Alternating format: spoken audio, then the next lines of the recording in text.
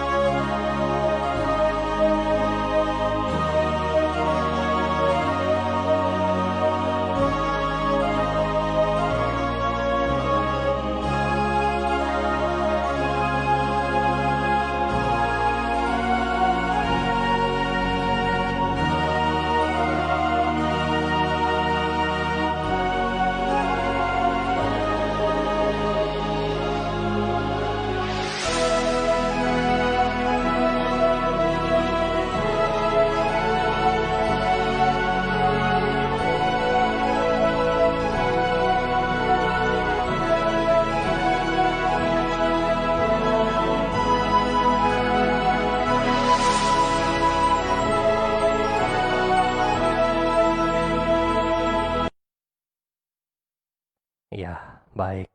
Bagaimana videonya? Kira-kira bisa Anda pahami atau belum? Ya, Bante harapkan nah video yang tadi itu Anda bisa pahami ya. Nah, jadi ketika kita bilang Bante, saya mau bermeditasi ya. Apa yang harus saya lakukan? Apa yang harus saya kerjakan? Kadang-kadang dari kita juga, aduh Bante, kayaknya meditasi itu sesuatu banget, susah sekali. Nah, jadi kita makanya Bante cari video yang tadi biar Anda tahu susahnya bagaimana. Tadi ada dalam ilustrasi ya, kalau Anda lihat video yang tadi, nah itu ada seorang biku, terus ketika dia duduk meditasi, seakan-akan rohnya keluar dari badannya, kemudian dari badannya juga keluar tiga, ya kan? Ada kelinci, ada gajah, sama ada monyet. Pertama-tama, ketika mereka keluar dari pikiran si biku, itu berwarna hitam. Kenapa berwarna hitam? Karena inilah yang kita bilang kilesa. Kilesa, kekotoran batin, dicontohkan warnanya hitam. Jadi sama seperti kita lagi duduk meditasi seperti ini, Anda lagi duduk, aduh, kok pikiran saya ke sini, yang negatif, yang jelek, dan segala macam. Lagi duduk, baru duduk 1 menit, sudah mau main PUBG, sudah mau bermain Mobile Legend, sudah mau bermain ini, ya, nggak fokus. Baru duduk 1 menit, sudah mau lihat Instagram.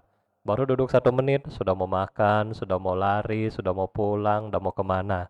Kita nggak tahu kemana. Kenapa seperti ini? Ini karena kilesa kita yang tidak mau diam. Nah, oleh karena itu, pertama kali ketika kita meditasi, Anda lihat 3 yang tadi. Keluar semua berwarna hitam. Kalau Anda stop, berarti selesai. Nggak ada lagi kesucian di situ. Tetapi kita lihat kembali, si biku ini bagaimana. Dia mengejar. Mengejar yang kita bilang di sini adalah seperti praktis. Praktis. Seakan-akan si biku ini capek sekali ya, lari dan monyet sama gajahnya di depan. Ya, mereka lebih kencang larinya.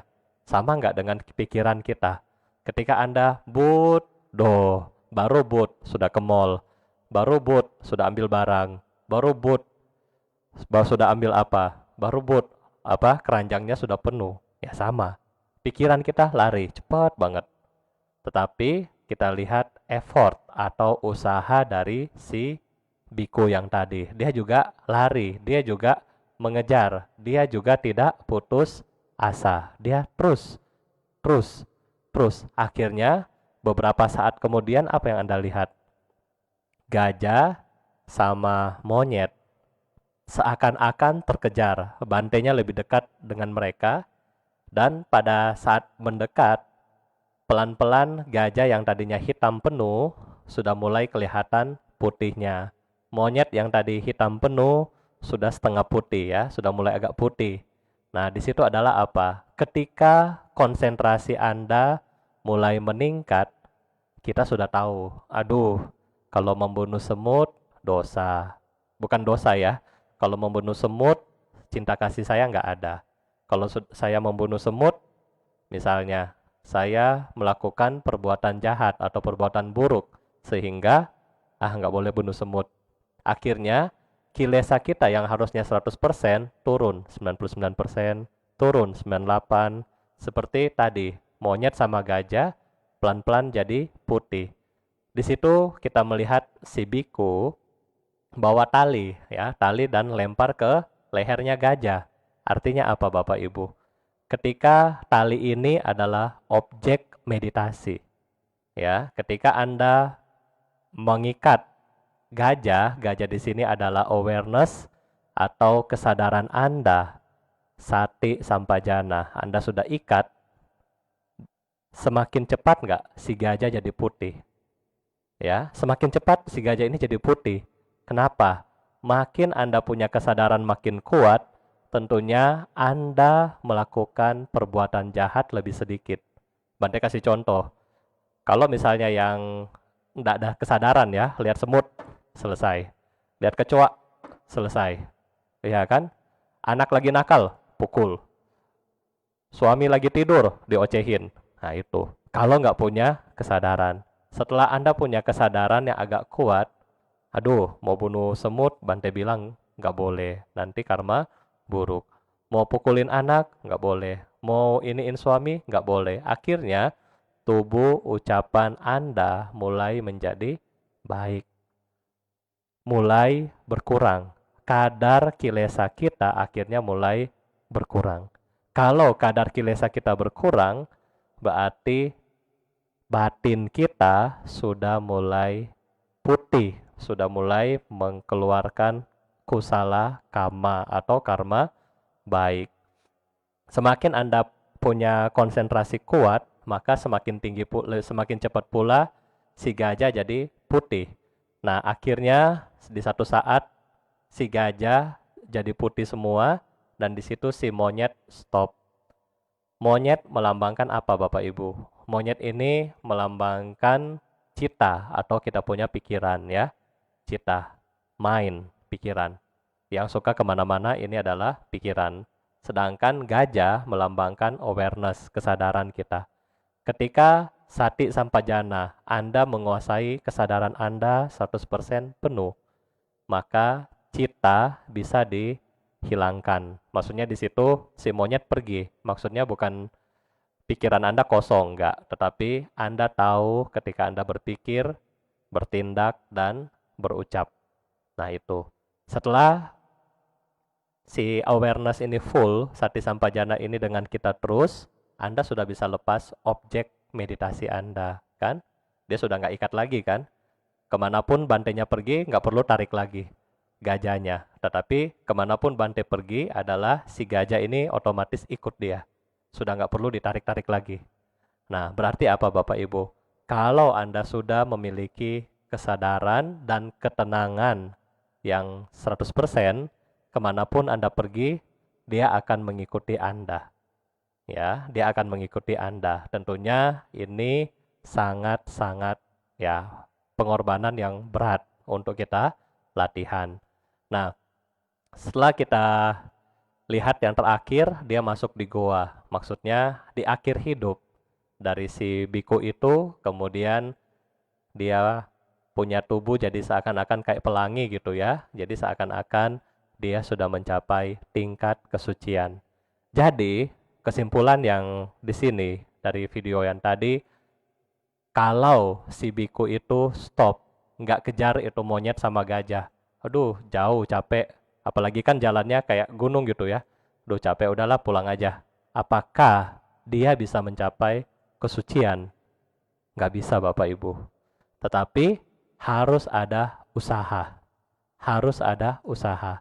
Kenapa Bante? Kilesa itu terlalu tebal. Karena kita sudah hidup bermiliaran kali Bapak Ibu. Selama miliaran kali kita sudah berbuat karma buruk yang kita sudah nggak tahu. Jangankan kehidupan lampau, kehidupan sekarang aja nih, kalau Bante tanya jujur kepada Anda, mana yang lebih banyak Anda produksi dalam satu hari? Apakah karma buruk atau karma baik? Kalau yang Anda produksi setiap hari adalah karma buruk, berarti kilesa kita makin tebal, makin banyak. Oleh karena itu, kita perlu saringan. Saringan di sini adalah sila, kemudian Anda perlu tali, yaitu awareness objek meditasi. Sebelum Anda melakukan, Anda akan mikir. Sebelum Anda melakukan, Anda akan mikir, ya. Menarik sekali pengalaman Bante waktu Bante bawa umat ke India. Ya, Bante ini hari agak panjang tentang awareness. Bante bawa umat ke India. Umat ini jarang ke wihara. Gak tahu dia hari ini nonton gak ya? Kalau nonton ya gak apa-apa, maaf ya. Dia jarang ke wihara. Terus udah jarang ke wihara, ya biasa kan? 90% umat Buddha jarang ke wihara. Kalaupun ke wihara, ya 70%-nya terlambat. Oke, setelah dia sampai di India, kemudian cerita sama Bante kan, sharing, terus Bante bilang begini, sebenarnya semua kebajikan yang kalian perbuat sebagai umat, apakah Anda berdana makanan, terus Anda melakukan perbuatan baik lainnya, misalnya berdana, bikin bangunan, apa dan seterusnya. Kalau Anda melakukannya seperti ini, kami sebagai biku melihat, oh cukup berbahagia. Ya, karena Anda melakukan kebajikan. Tetapi sebagai seorang guru, kita melihat Anda, kita lebih bahagia melihat Anda kalau Anda berhasil dalam praktek. Itu lebih kami bahagia. Ya. Coba Bante tanya kepada orang tua, Anda lebih bahagia anak Anda kasih anak Anda kue atau makanan, atau anak Anda menjadi orang yang berhasil menjadi orang yang sukses? Tentu yang kedua, yang Anda lebih suka. Yang pertama juga senang, tapi yang kedua lebih suka. Ya, tentunya kami juga, para biku, senang kalau misalnya umat-umat kita lagi meditasi, umat-umat kita menjalankan sila. Kami juga lebih berbahagia dibanding Anda berdana banyak-banyak kemudian kagak ikhlas. Wah, mendingan mah Anda jalani sila, kita lebih senang daripada bawa banyak-banyak kemudian kok Bante nggak makan sih? Wah, itu nggak ikhlas ya. Nah, jadi lebih baik Anda melatih praktek dhamma yang seperti itu.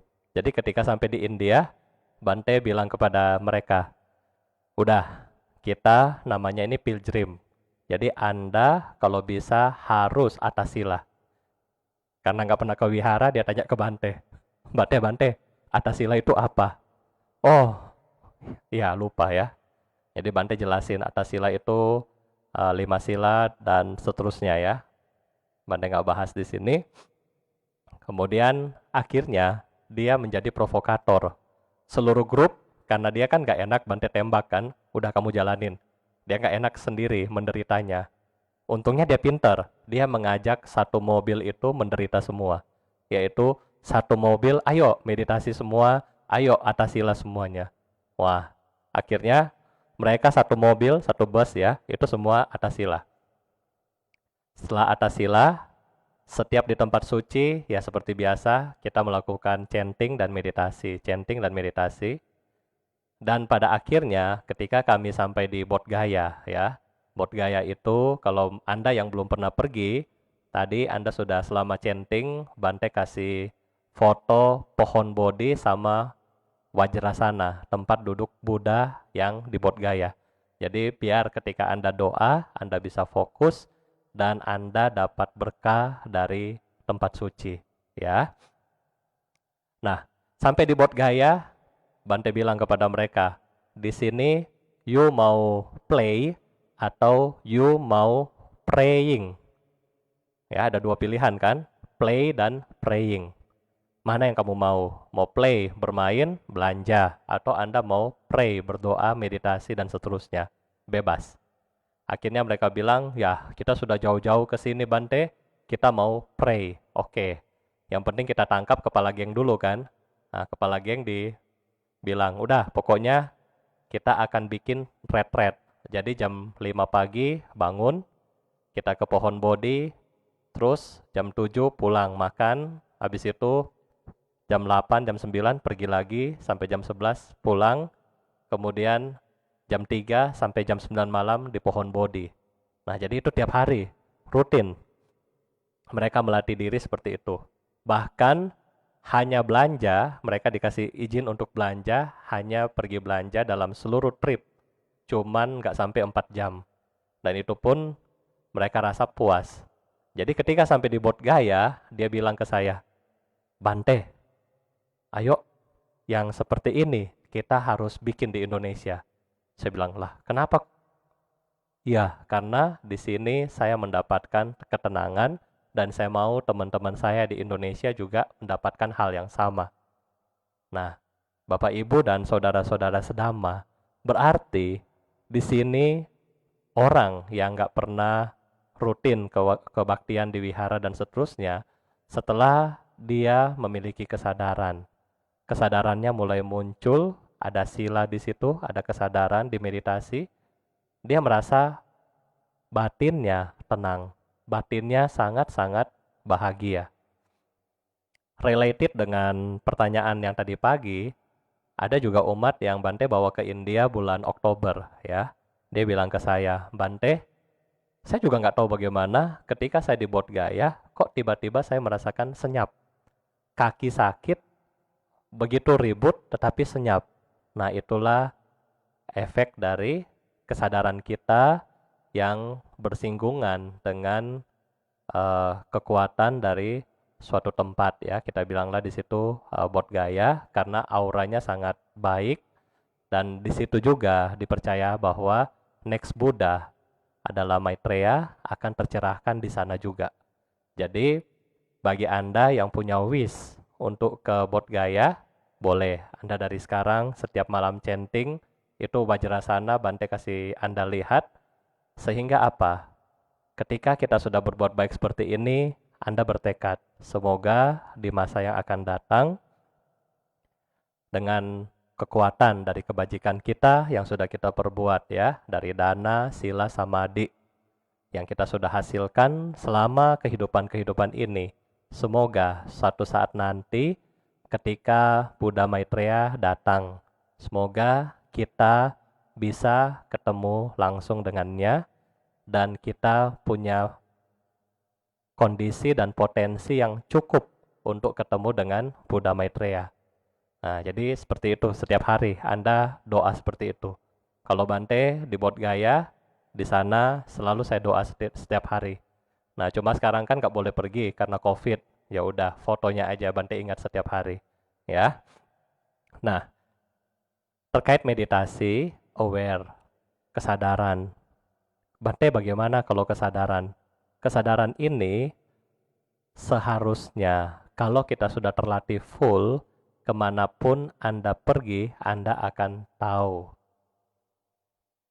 Bante kasih contoh yang metode tanah suci ya, di mana Pure Land mereka setiap hari membacakan mantra yang kita bilang Amitofo. Ketika mereka membacakan mantra, mantra kemudian akan masuk ke dalam pikiran mereka, akan masuk ke dalam kesadaran mereka. Sehingga ketika dia lihat semut, apakah pertanyaan saya dia akan pukul semutnya? Enggak. Karena, Amitofo, stop. Disitulah kesadaran bekerja. Ya. Oleh karena itu, kesadaran yang lebih baik adalah seperti itu. Ketika Anda makin jam terbang Anda makin tinggi, Anda makin sadar bahwa, oh kalau yang seperti ini nggak pantas saya lakukan, saya harus tinggalkan. Kalau yang seperti ini nggak pantas dilakukan, saya mesti buang. Anda akan ada rem sendiri dalam keseharian Anda. Kalau misalnya yang belum punya kesadaran yang kuat, ya udah, hari ini ya gagal lagi. Hari ini bikin kesalahan, ya lakukan lagi dan seterusnya. Oleh karena itu, kesadaran di sini adalah hal yang sangat esensial bagi agama Buddha, ya. Dan yang pertanyaan berikutnya, ini ada yang bertanya bahwa ada pertanyaan, mending saya bayar hutang karma saya ke kamu pakai meditasi. Ada manfaatnya buat saya. Apakah meditasi bisa membayar hutang karma ke seseorang? Ya, tergantung hutang karmanya berupa apa, Bapak Ibu, ya. Tentunya hutang karma di sini misalnya Anda melakukan kesalahan atau hutang karmanya yang dalam hal Anda mengambil barang orang. Anda sadar Anda mengambil barang orang, kemudian Anda bayar pakai meditasi, tentunya nggak cocok. Ya, ketika Anda mau bayar pakai meditasi, maksudnya bayar di sini adalah biasanya umat Buddha selalu bilang bayar. Sebenarnya nggak ada sistem bayar ya, nggak ada sistem bayar. Nanti ilustrasi tentang ini, Bante akan buatkan Anda video dan Anda akan lihat sendiri. Apakah kita bayar-bayaran? I think no, kita nggak ada sistem bayar.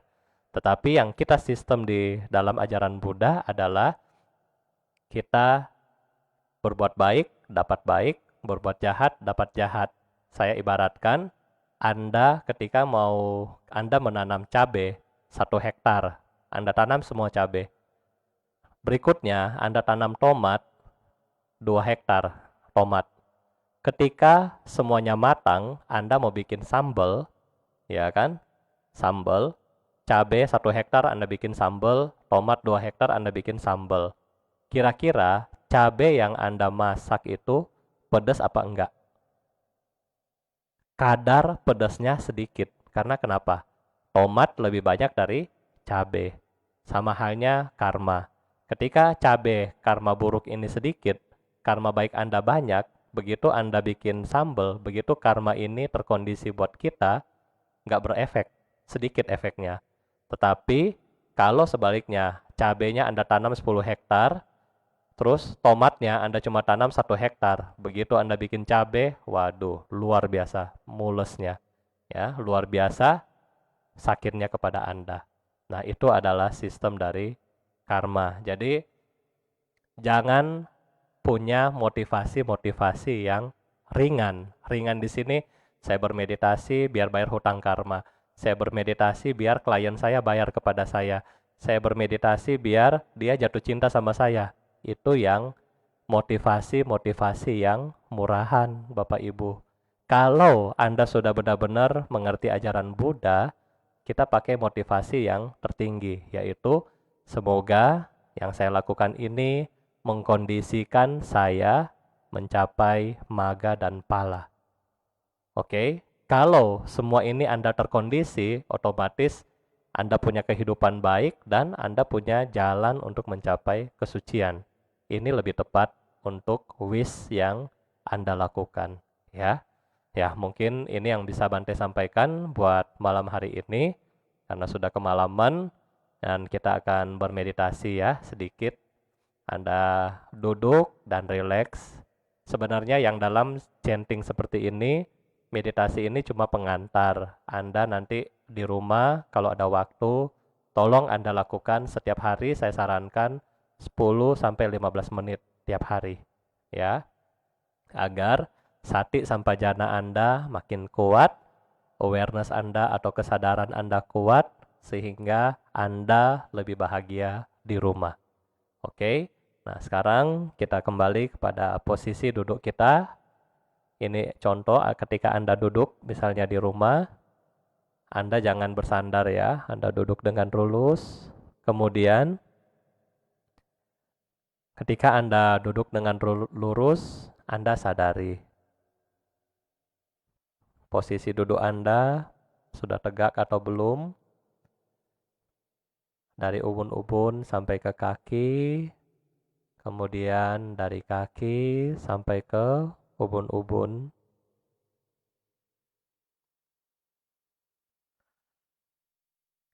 Dari kaki sampai ke ubun-ubun, kemudian dari ubun-ubun sampai ke kaki. Sekarang kita mau menjadi satpam, melihat, hanya melihat.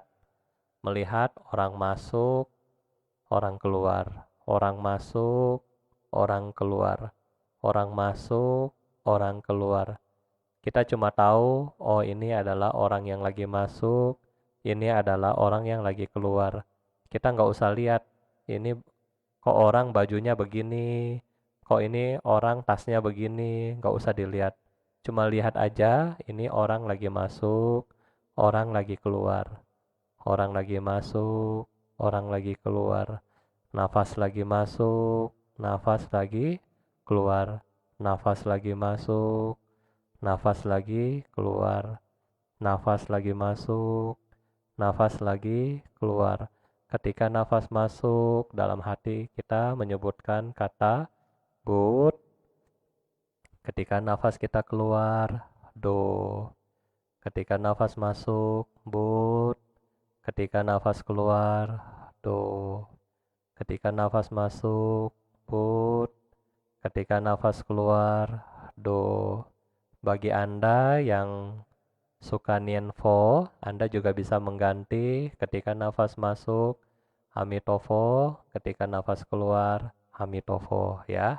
Bisa. Mau pakai Om Mani Padme Hum juga boleh. Anda atur sendiri untuk melihat kesadaran dan nafas Anda. Ya, Anda duduk dengan rileks, nafas masuk, Bud, nafas keluar, Do. Nafas masuk, Bud, nafas keluar, Do. Untuk menambah konsentrasi, Bante tampilkan gambar Buddha di depan Anda ya, biar Anda lebih gampang ya. Nafas masuk, Bud, nafas keluar, Do. Nafas masuk, Bud, nafas keluar, Do.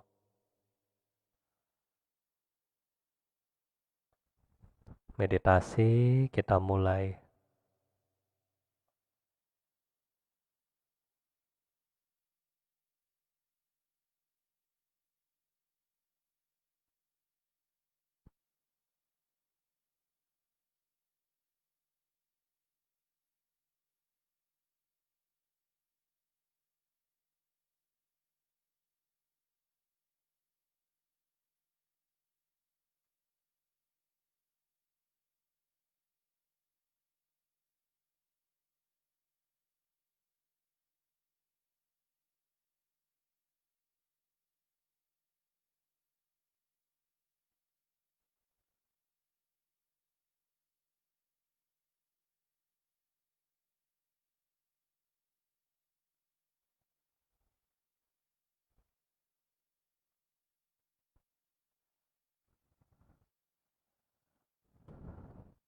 Nafas masuk, but. Nafas keluar, do. Nafas masuk, but. Nafas keluar, do. Sadari nafas Anda.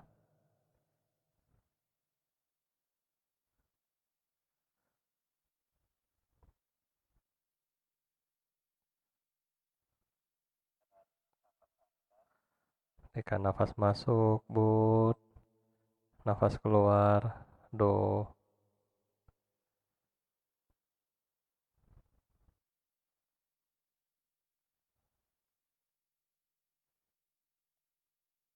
Bagi Anda yang belum kuat, belum sadar, belum kuat, belum sabaran, ya nggak apa-apa. Anda boleh buka mata untuk melihat gambar di depan. Bagi Anda yang sering meditasi, ya masih tutup mata Anda, sadari nafas masuk, but, nafas keluar, do. Nafas masuk, but, nafas keluar, do. Nafas masuk, but, nafas keluar, do.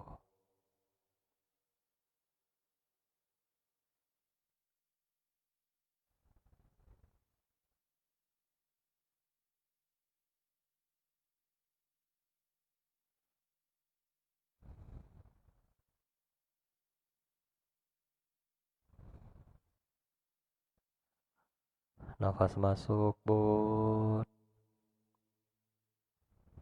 nafas keluar, do.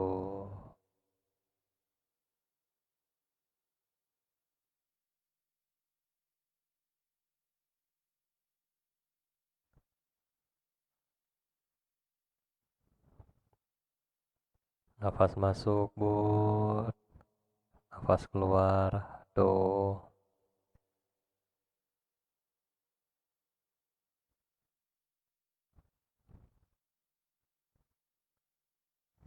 Dengan kesadaran kita, kemudian kita pancarkan ketenangan pikiran ini kepada semua makhluk. Sabe sata bawantu sukitata. Semoga semua makhluk hidup berbahagia. Sadu, sadu, sadu. Marilah kita tutup kebaktian kita